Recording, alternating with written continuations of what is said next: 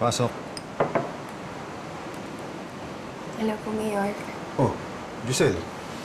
Bakit nandito ka pa? Gabi na. Late na po kasi binigay ng ID yung report. Tapos, ito po pala yung pagkain na pinapadala ni Ma'am Leslie. Salamat. Sige po. Giselle. Sandali.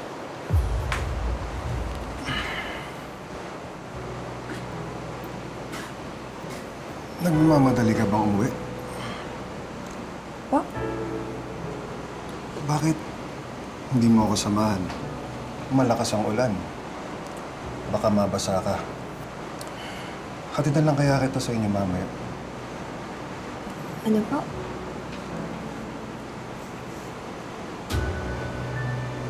Mayor, ano pong ginagawa niyo? Alam mo ba hindi ko alam? Nasabi na sa akin ni Leslie na crush mo ko. Kaya dito ko nag-apply ng internship. Mayor, I admire you po, pero bilang isang political leader, hindi po dahil crush ko po kayo. Talaga? Opo. Mayor! Mayor!